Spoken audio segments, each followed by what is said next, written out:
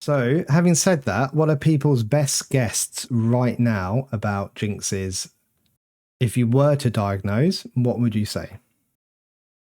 Let's see what we're going to get. So we've got someone said, so Kayla said BPD. I'm guessing that's borderline personality, not bipolar disorder. You've got CPTSD. And schizophrenia related to trauma. Yep. Schizoaffective. Yeah, schizophrenia. So we've got the schizoaffective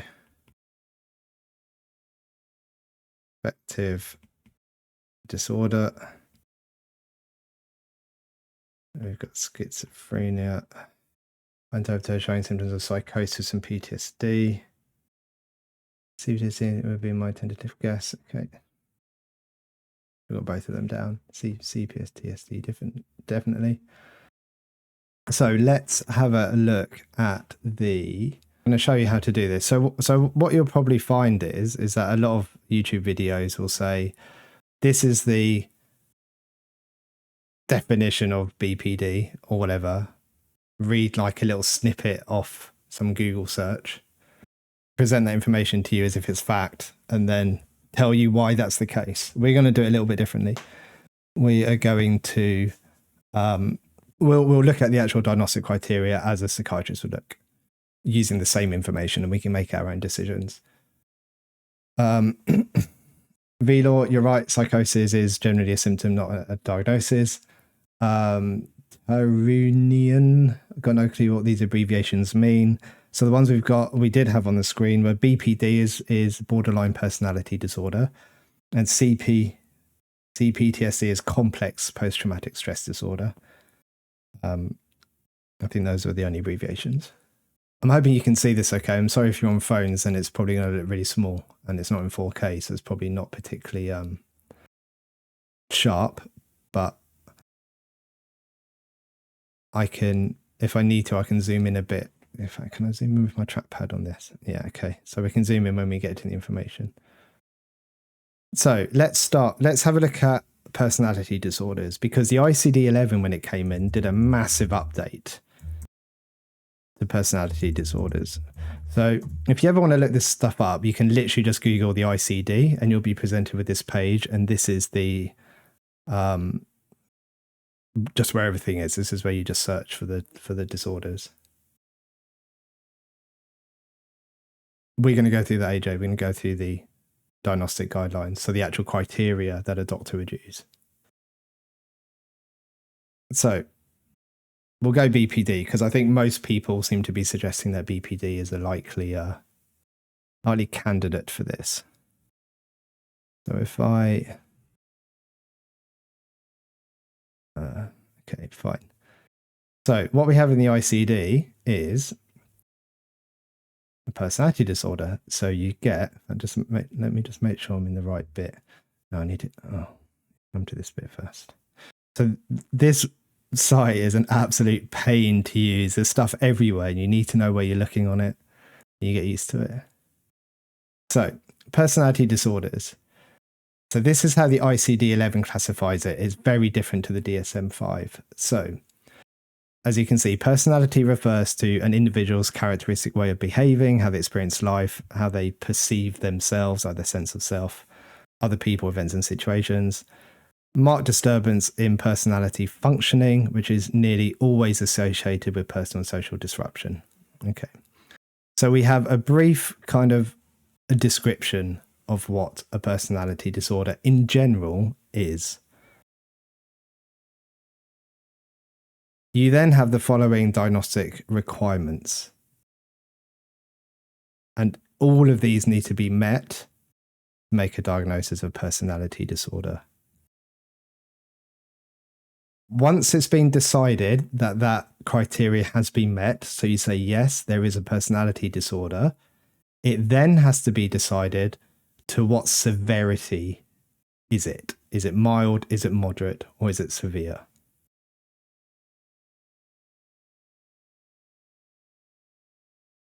Once that's happened, you then give a trait, what's called a trait specifier, to the diagnosis.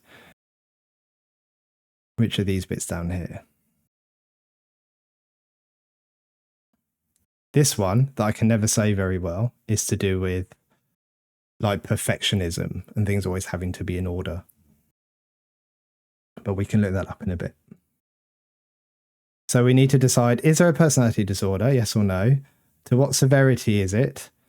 And whether we need to attach, and we will do, any traits. So what you'll find is that borderline personality disorder isn't actually the right way to phrase it. Let me just look at the questions. Is someone else?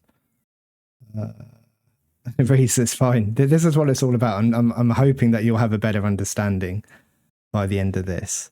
Let me just see. I just need to scroll down a bit. What we'll see here is then clinicians may also, if they wish to, add a specifier for borderline personality disorder. So actually the borderline pattern, when you had all of the other ones before in ICD-10, they've all been taken out. The only one that's been left in is borderline pattern. Okay. My understanding is the reason for that is very pragmatic. It's because so many services are set up around this idea of borderline, of BPD, with all like the DBT services and stuff who treat it, that if they just removed it, it would cause problems. So they've kept it in. A complete description of a particular case of personality disorder. So if you're going to be diagnosed with a personality disorder and it's borderline, which we suspect this probably is, this is what this sentence here is what it would look like. It would look something like a moderate personality disorder with negative affectivity, dissociality, and disinhibition, borderline pattern. That's a bit of a mouthful, isn't it? That is essentially what people mean by borderline personality disorder, but this is what the diagnosis would actually look like.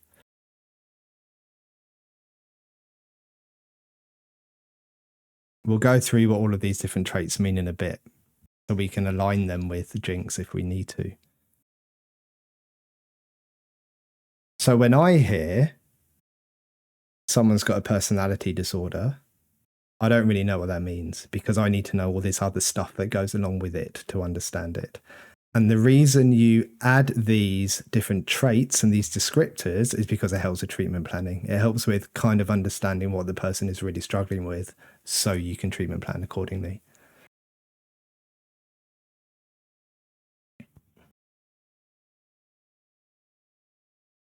Does this make sense so far? This is a very different way of doing things, how it used to be.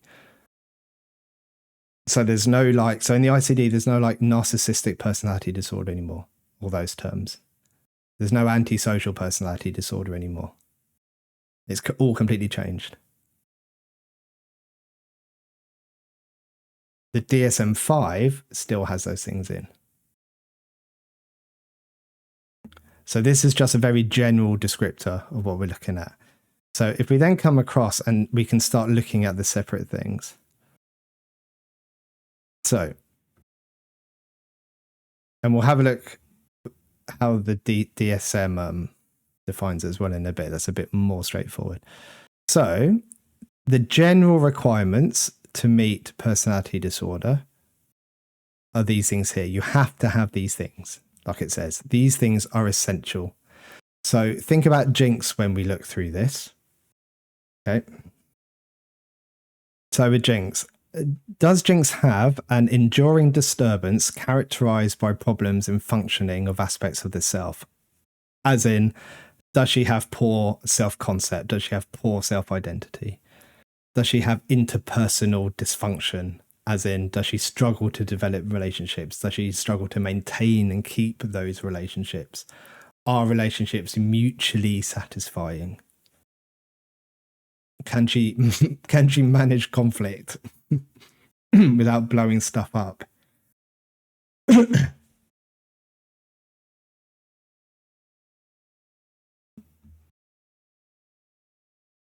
Carol, that could be a good idea. I did actually think about that earlier. There might be a fun way to do it.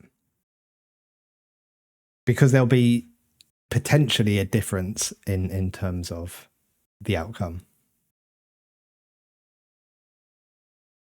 It's like when we think about PTSD, which we'll take a look at probably in a bit. The DSM-5 doesn't have complex PTSD. It's not a diagnosis you can have. It doesn't exist in the DSM-5, whereas in the ICD-11, it does exist as complex PTSD. So you can be diagnosed with complex PTSD in the ICD-11.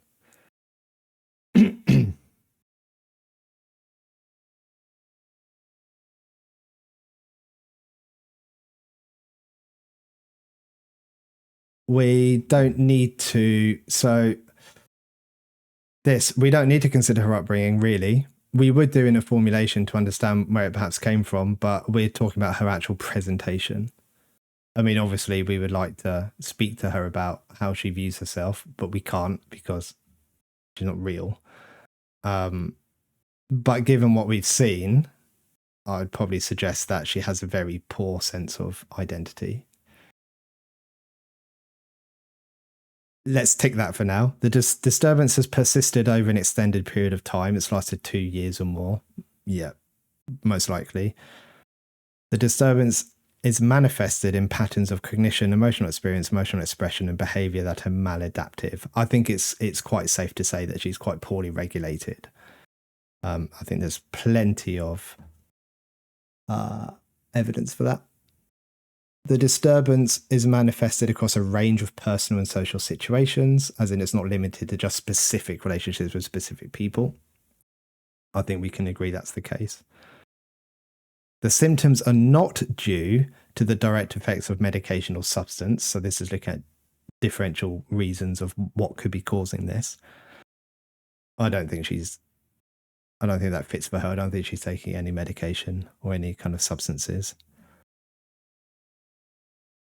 She doesn't have any other kind of disease or physical illness that would account for her presentation. Then we come into kind of functioning. The disturbance is associated with substantial distress or significant impairment in personal, family, social, educational, occupational, or other important areas of functioning. So effectively in all of your domains of life, it's causing some kind of problem for you. I would think that's the case. And then personality disorder should not be diagnosed if the patterns of behavior are developmentally appropriate. So, for example, kids who are still establishing who they are and how they fit in the world, you wouldn't diagnose them with this. And that's probably the case why you don't see this diagnosis under 18s. And where I am, it's rare to see it in kind of under 21s. So I think it's safe to say that everyone would agree that she meets all of those essential required features. So trauma can be a source of identity issues.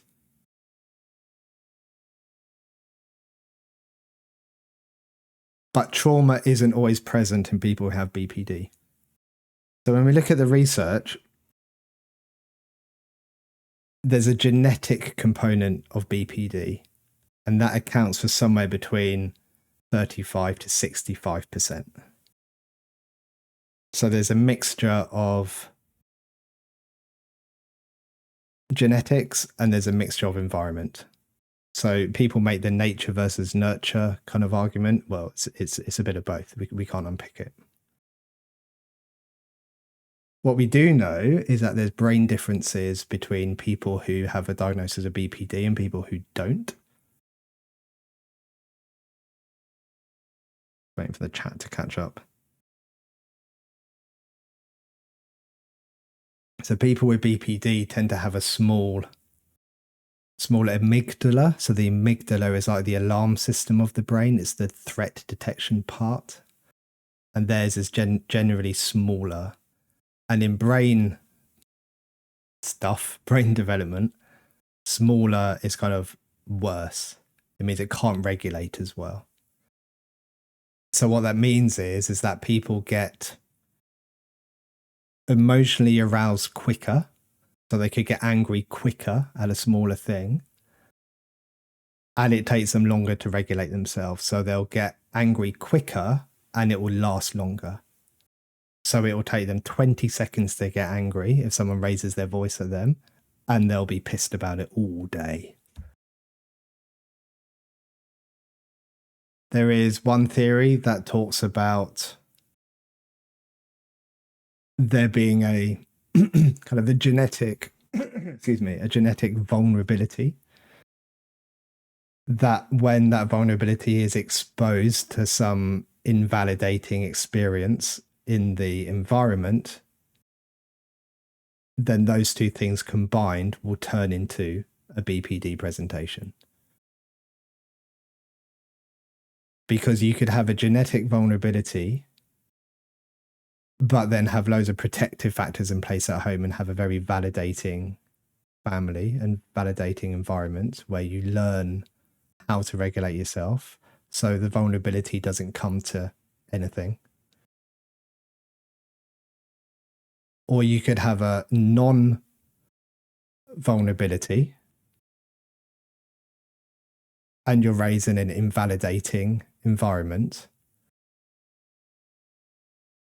But because you don't have the vulnerability, you can cope with that. It's when you have the mix of the vulnerability and the mix of the invalidating, difficult environment where it gets tricky. And that doesn't mean that something traumatic has happened necessarily. It just means you were kind of invalidated. You weren't, there was some difficulty perhaps in co-regulation, or you didn't learn the co-regulation skills when you were younger.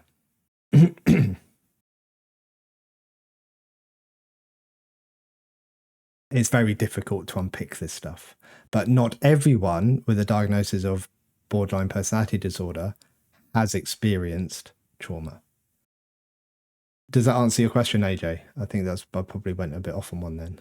But so trauma isn't always the source, but it can be the source. I don't know. I think the chat's still working okay. Look, I can pop out your comment. I can still see people. Yeah, I think people are thinking, and plus there's a bit of a delay on my end, so I need to catch up, and then obviously I have to quickly catch up with the chat as well.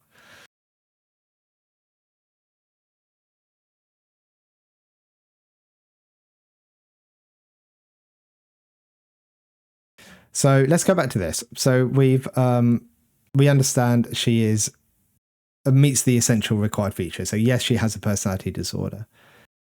Now we need to think about the severity. So the easiest way to do this is I need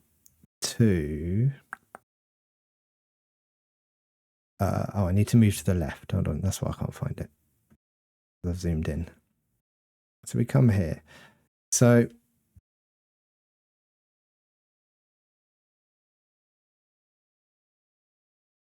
what we have when we go to mild, I don't think it's going to be mild, but we'll start here. So essential, all general diagnostic requirements for personality disorder are met. So all of those things we just talked about have been met. Tick, yes. Disturbances affect some areas of functioning of the cells, but not others. I.e., she can have problems with self-direction in the absence of problems with stability and coherence of identity or self-worth. So she has fewer, I guess, kind of fewer difficulties in self-functioning than someone perhaps with moderate or severe. So, or it affects all areas, but of mild severity and may not be apparent in some contexts. So you can see how this starts to become very subjective for clinicians making the diagnosis. There are problems in many interpersonal relationships or in performance of expected occupational and social roles. So we don't need to worry about occupational stuff here. There's, let's have a look. So mild personality disorder is typically not associated with substantial harm to self or others. Mild personality disorder may be associated with substantial distress or with impairment in some of the main domains. And then it gives some examples here of what would fit in here. So we don't need to go through all of these. The interesting one for people to note as we move into moderate and severe is this last one here. So keep an eye on this last bullet point when we move across to moderate. So under stress, there may be some distortions in the individual situational and impersonal appraisals, but reality testing remains intact. So that means that they are still kind of aware of their own reality. There's no kind of distortions going on. So, and she's not going to be mild. let's have a look at what the differences are. So moderate personality. Now, whilst I remember, we'll come down to the bottom just because that'll be fresh in our mind. So this one now says, under stress, there are marked distortions in an individual's situational and interpersonal appraisals. There may be mild dissociative states or psychotic-like beliefs or perceptions, e.g. paranoid ideas. So you can start to see here these kind of psychotic symptoms beginning to show within the diagnostic criteria. So this is where you got to start thinking, okay, is this personality disorder with psychotic type symptoms, or are we looking at kind of schizophrenia, schizoaffective disorder?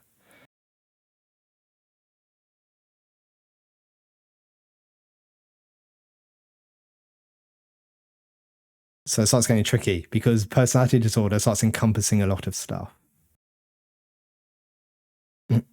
Now, I'll come on to what I was going to say in a minute. So the essential requirements for moderate, you'll just see it relates more to difficulties in functioning. So disturbances now affect multiple areas of functioning of the self instead of just one or limited, and of moderate severity, again, very subjective. There are problems in most interpersonal relationships, and the performance of most expected social roles is compromised. Relationships are likely to be characterized by conflict, avoidance, withdrawal, or extreme dependency. Few friendships are maintained, persistent conflict in work relationships, which then causes kind of ongoing problems. Moderate personality disorder is sometimes associated with harm to self or others. And there's a marked impairment in the main domains of life.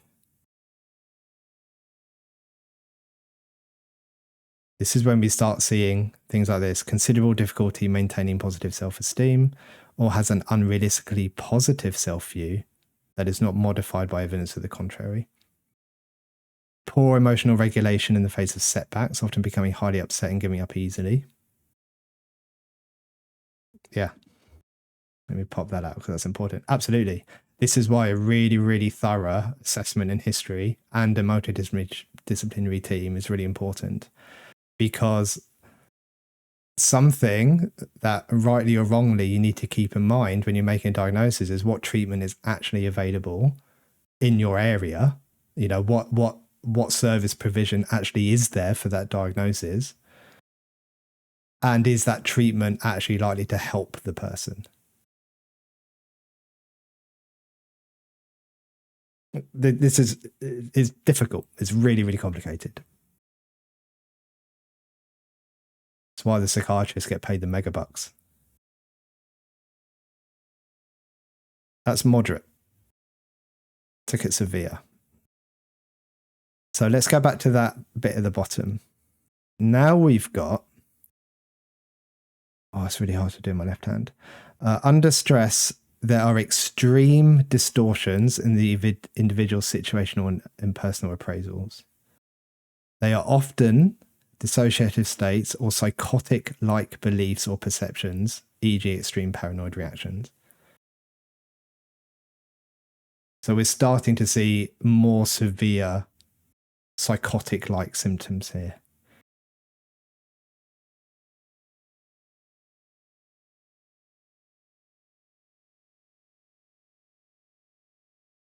And then all the rest really is just severe. It's just more severe. Now, something that's interesting about this, that I find interesting, I'll see if I can find, let me see if I can find this paper. So a question that always comes up when we talk about personality disorders is like the psychotic part of it, component of it. So there is I think it's this one. Let me find it.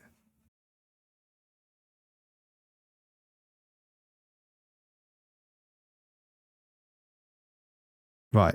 So people tend to say, well, they're not kind of the hallucinations and delusions aren't the same as they are in serious mental illness like schizophrenia.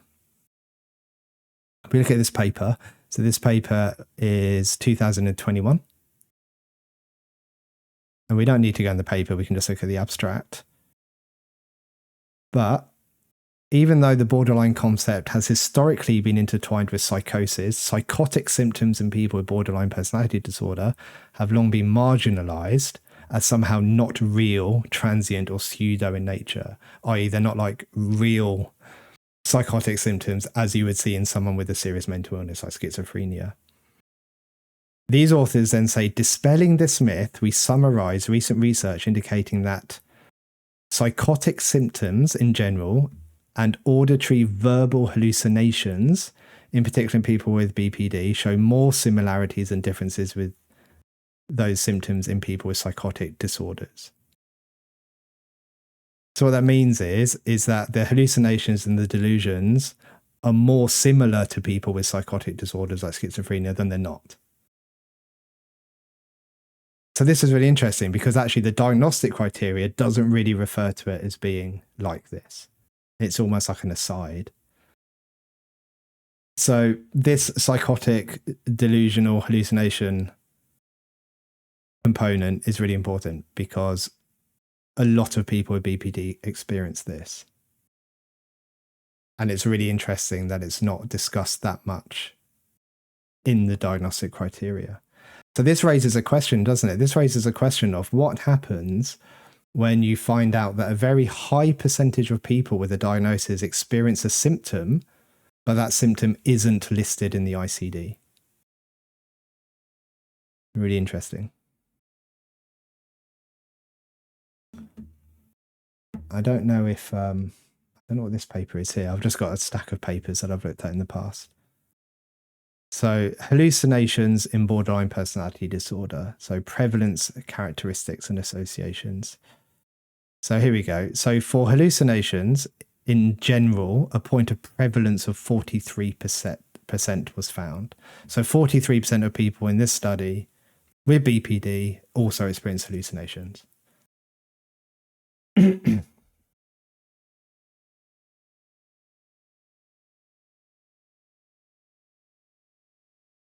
So when people make decisions or diagnoses based on hallucinations and delusions only really being associated with schizophrenia, schizoaffective disorder, those kind of serious mental illnesses, they're also very prevalent in borderline personality disorder. They can also be prevalent in trauma responses.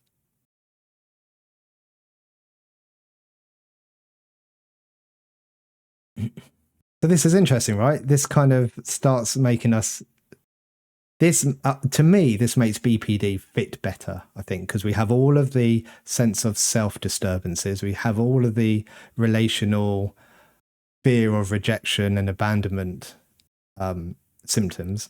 And we also have these psychotic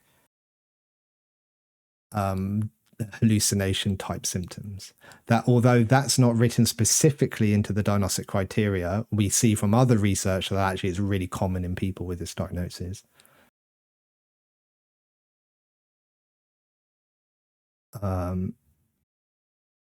So I would say severe personality disorder. So personality disorder, yes. Severity is severe. We can then choose some descriptive traits to go with it to actually be more specific. So what we have here is all of these traits. So we have like negative affectivity, we have detachment, we have dissociality, we have disinhibition. The one I can never say probably, Castilla, and the borderline pattern. And if we click on these, it will tell us kind of what each thing means. So for negative affectivity is the tendency to experience a broad range of negative emotions. Do we think that's right for Jinx? Does she tend to experience a broad range of negative emotions? You know, with a frequency and intensity that's out of proportion to the situation? All these bits in bold. So does she have emotional lability and poor emotional regulation? Does she have negativistic attitudes? Does she have low self-esteem and self-confidence? Is there mistrustfulness? Does she have suspicion that others have ill intent? Probably. We could probably find some kind of evidence for most of this, I think. So we would probably give her that descriptor. Does she have detachment? So the core feature in detachment is the tendency to maintain interpersonal distance and emotional distance.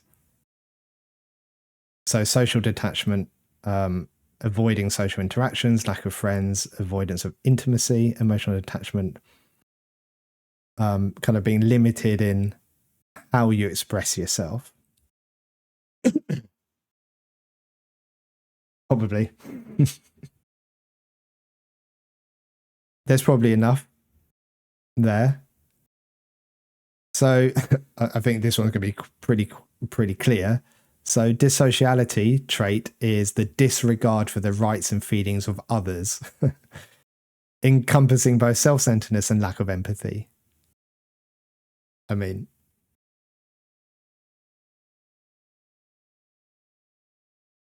probably. I mean, we could dig into the detail about this and weigh it up, but probably, like, the reason these descriptors are important is more when it comes to treatment planning and understanding what would help the person and in what areas they're struggling. We don't have access to Jinx to try and treat her, so this is kind of all academic, really. But this gives you an idea of where you can look and find this kind of information if you want to dig in a bit more.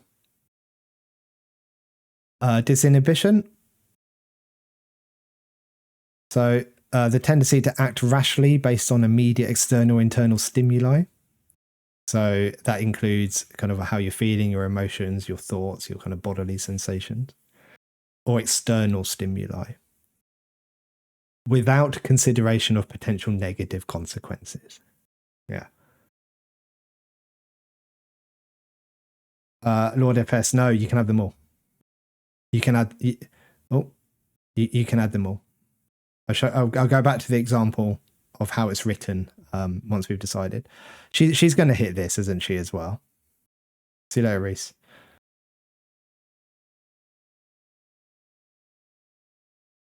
The one I can never say very well. This is a focus on one's rigid standard of perfection and of right and wrong. Does she have a rigid standard of right or wrong? And controlling her own and others' behaviors to ensure that they are also perfect and adhere to the standards of right or wrong. This one probably doesn't fit as well, like emotional and behavioral constraint. I don't know if she has much constraint or kind of rigid control over herself. I mean, yeah, I'm right, everyone else is wrong, but I don't think she's really kind of restraining herself in some way. I think if any of them, like his last thing says, is iffy, it would be this one. I think if you were going to work on her with something, this is probably way down the priority list.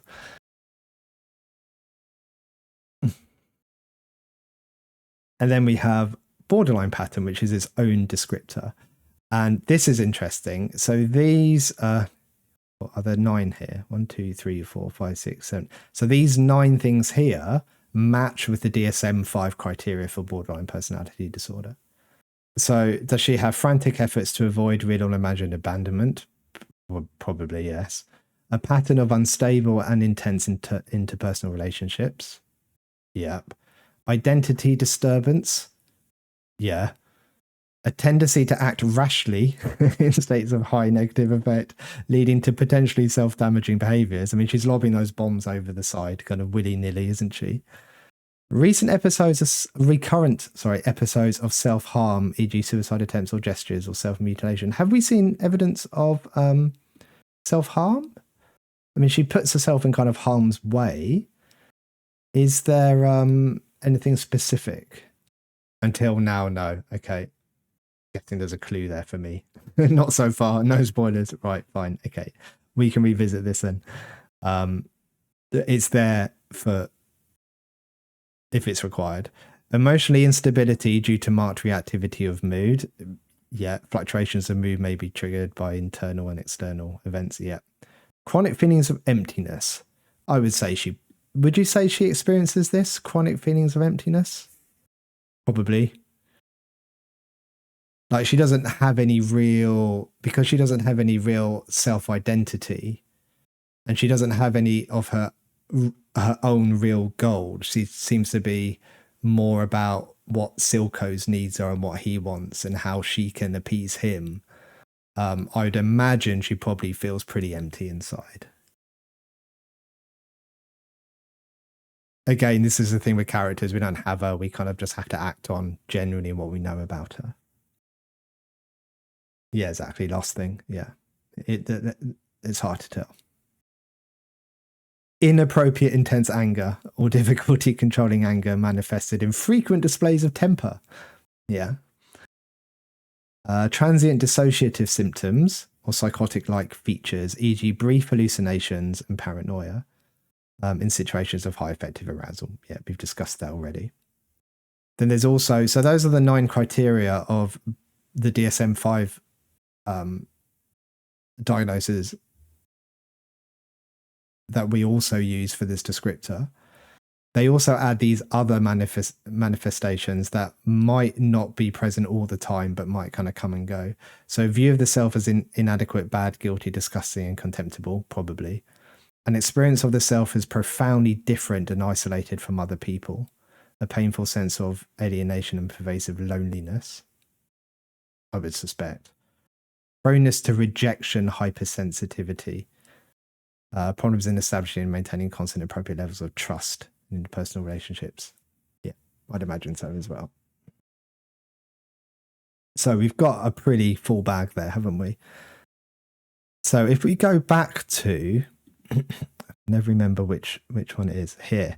So this is how you would call it. So you would call hers something like severe personality disorder with negative affectivity, detachment, dissociality, disinhibition, borderline pattern would be her tentative diagnosis from us. That sounds more than just borderline personality disorder. Well, that's what DSM-5 people would probably call it. A few people said complex PTSD. Have a look. Where are we? The ICD-11. The ICD-11 has, it's hard work trying to remember all this stuff in your mind of what manual has what. Is it shortened as PTSD? Yeah, okay. So complex PTSD, where are we? So this one isn't as long. So has she had an exposure to an event or series of events of an extremely threatening or horrific nature? Yes. Following the traumatic event, the development of all 3 elements of PTSD lasting for at least several weeks. Now, we don't need to go back and look at the PTSD criteria because it lays out here as well. We'll come on to that, Carol, in a sec. Re-experiencing the traumatic event after the traumatic event has occurred. So this is your intrusive memories, your flashbacks, your kind of nightmares. So yes, we see that, don't we? We see the flashbacks coming. Deliberate avoidance of reminders likely to produce re-experiencing of the traumatic events. Does she go out of her way to avoid reminders of what's happened to her? That's probably an interesting question. Because she saw the girl who looked like Vi when she grabbed her hand and she was having that fight. Obviously, that caused like a flashback, so we have the re-experiencing part. But even though that happened, do we think she would deliberately try to avoid that again? Would she deliberately try to avoid a similar conflict? Would she deliberately try to avoid people who look like Vi because it would remind her? In my mind, she kind of just goes back out and just keeps doing what she's doing, whether she's going to run into another Vi lookalike or not. But we could also interpret this as deliberate avoidance of internal reminders. So avoiding thinking about what happened, avoiding memory. So when memories do come up, she pushes them away instead of going, oh, that was a memory of a thing that happened to me. It's like, get out of my mind. I can't think of this. That's probably more likely. I mean, yeah, she goes to the arcade again, doesn't she? She almost revisits that scene. So, like, I think if you were diagnosing her, you would be hard pressed to say no at this point. I think there's probably enough there. This part, persistent perceptions of heightened current threat, that's what we tend to know as hypervigilance. So always on edge, looking out for danger. Always kind of being guarded in case something happens. Probably. Now we have, so those three things make up PTSD, post-traumatic stress disorder. Well, there's a fourth. So the disturbance results in impairment in personal, family, social, educational, occupational. So basically it causes some impairment in most domains in your life. These three bits are what makes it complex PTSD. So the last three things we just talked about, the intrusions, the re-experiencing, the avoidance, the hypervigilance equals PTSD after being exposed to an event. These next three bits is what makes it complex PTSD. So severe and pervasive problems in affect regulation. So, heightened emotional reactivity to minor stresses, violent outbursts, reckless or self-destructive behavior. Yeah. Persistent beliefs about oneself as diminished. So you can start to see here how this can overlap with BPD, because there's now a sense about yourself of feeling worthless. This part also includes any kind of guilt or shame you might feel towards what happened, any kind of self-blame, it was my fault, I could have done more, those kind of thoughts. The third part of complex PTSD, persistent difficulties in sustaining relationships and in feeling close to others.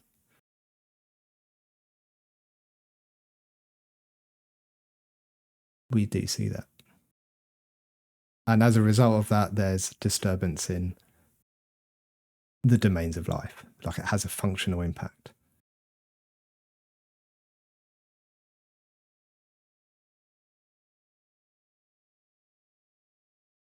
I was thinking about developmental presentations, but she's an adult by this point. Right.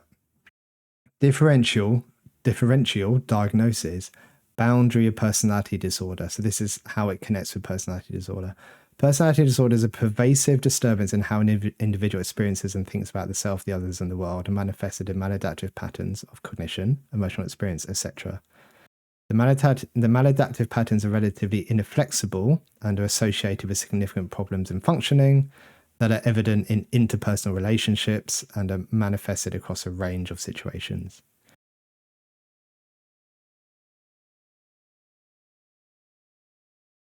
Can I scroll this down? So it's just off my screen a little bit. Given this broad definition and the requirement of persistent symptoms related to affect, so emotional dysregulation, distorted view of the self, i.e. your self-concept, and difficulty maintaining relationships in complex PTSD, many individuals with complex PTSD may also meet the diagnostic requirements for personality disorder. The utility of assigning an additional diagnosis of PD in such cases depends on the specific clinical situation. So I read that as in what's best for the person. What does the person want? What do they think of this? What leads to better treatment for them? What's the best pathway? What is going to help the most? So it's complicated, isn't it? It's difficult stuff, this, to make very certain decisions.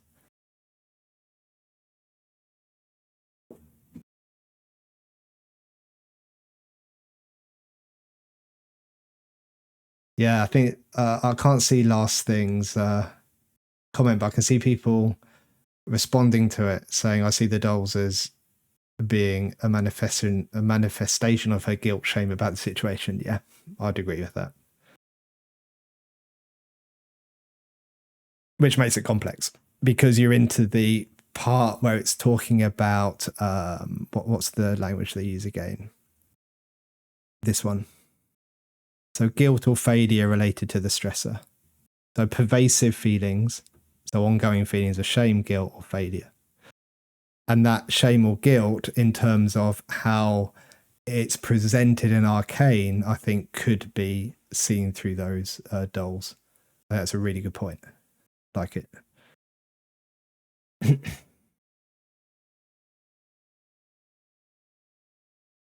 So the reality is, could be given both. A little curly bit. What's going on here?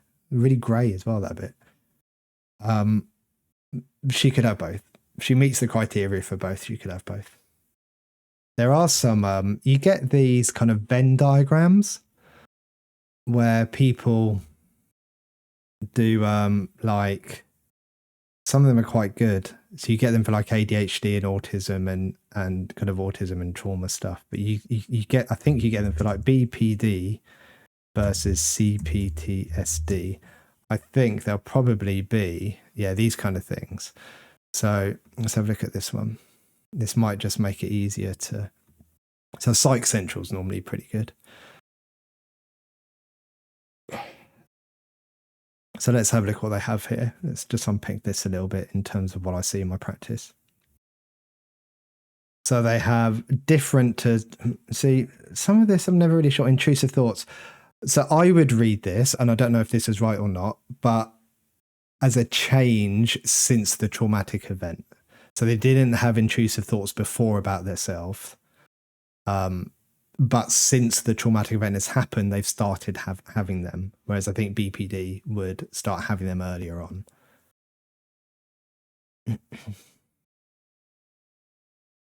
Again, with avoidance behaviors, I think that would be seen specifically after the trauma. Now, remember with PTSD, we are thinking about a specific trauma event or events. So this increased arousal, negative self-view would all come after the event.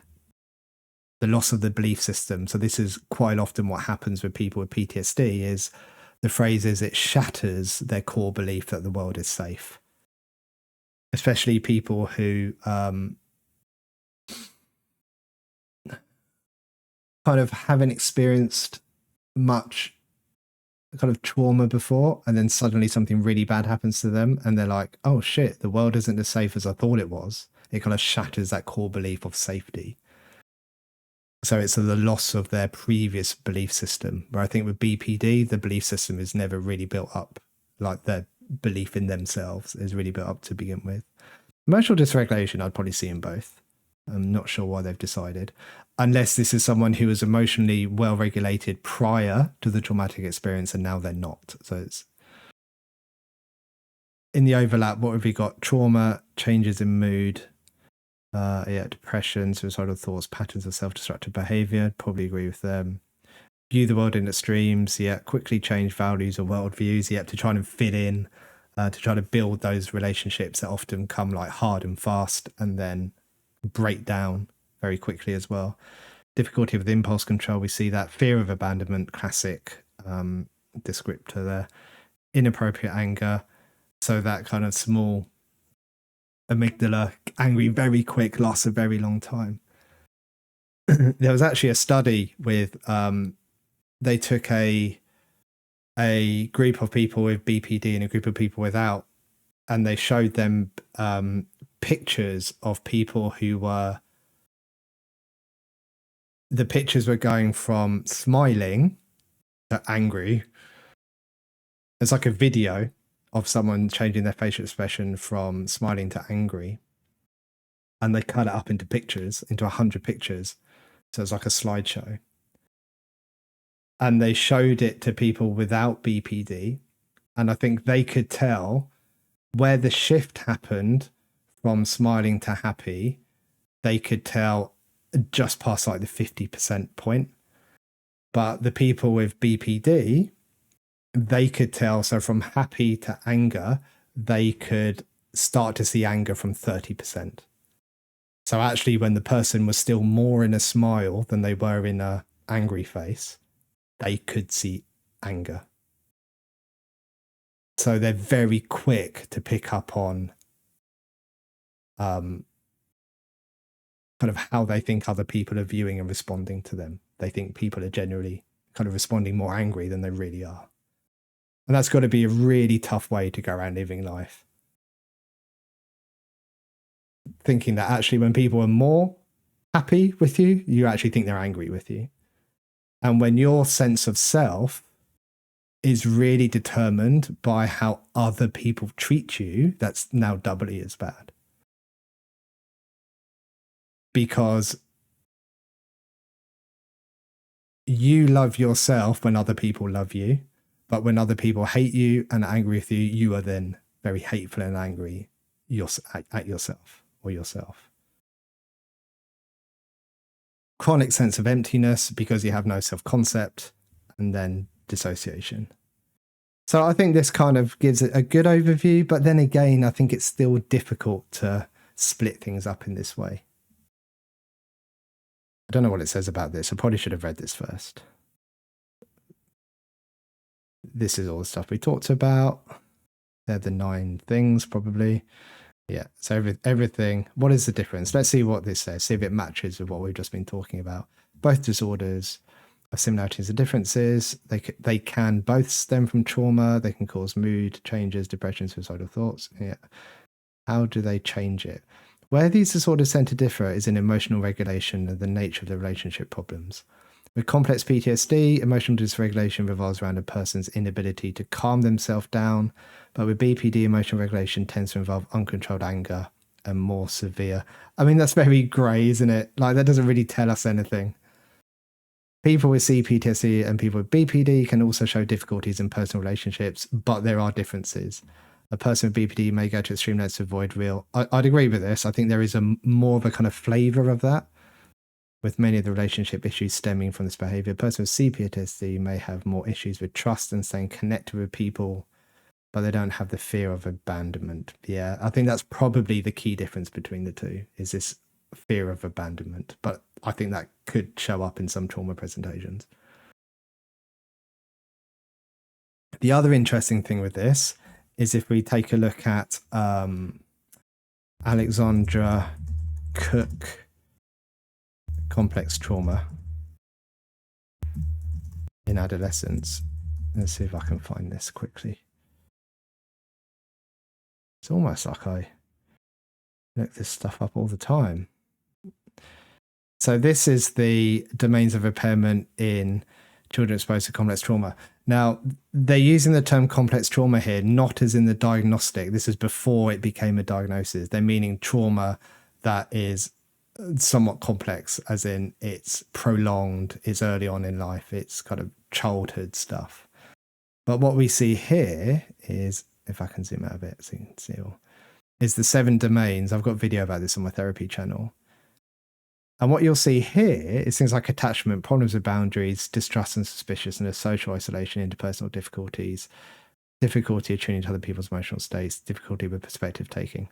We start to see massive overlap here with kind of personality disorders as well. So this is what these days would be called developmental trauma. Now, this is where I get a bit muddled myself, because this stuff starts getting really complicated, because you can start thinking, okay, developmental trauma impacts the brain. BPD, we know there's brain changes. I don't know enough about kind of neuroscience and neurobiology to start unpicking whether the brain changes are causing one in the same here. We're just using different words to describe the same stuff, essentially, because we haven't caught up with where the science is yet in terms of diagnostic criteria. The kind of saving grace for this confusion at the moment is developmental trauma isn't a diagnosis. It doesn't exist in either of the books, so it can't be made as a diagnosis. It's just used as a way to perhaps frame someone's experience and understanding of why their presentation might be how it is now, given what we would know about their history. Yeah, so I think this is a good point. Like, I haven't noticed this, but I wonder if that's I wonder if they're aiming at kind of a self-concept idea, then kind of a difficulty with identity, not so much separate identities like you'd see in DID, but more like I just don't know who I am. I'm changing. I'm trying to find myself type thing, which I think would fit with this presentation.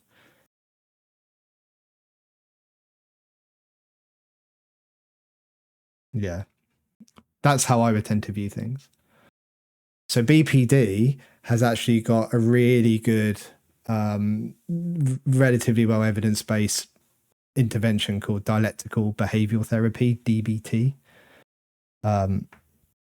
which is a lot of, like, the actual protocol is quite long. I think it's a year of mixture of group work and individual work.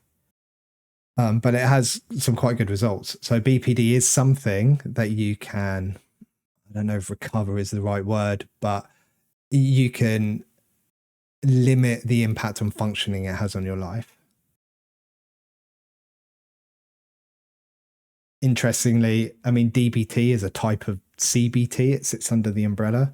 And obviously CBT under that umbrella are also interventions for trauma. So I suspect, and I don't know if there's any research being done on this, I'd be interested to have a look. Let's have a quick look on like Google Scholar or something. That I wonder what happened if you treated someone with DBT for trauma. So if I put in DBT for PTSD, let's just quickly see what comes up. I don't want any of this AI stuff. So, 2023, DBT for PTSD. Let's have a quick look at the abstract. What was the results? So the DBT PTSD treatment outperformed so TAU as treatment as usual condition in the improvement of all primary outcomes.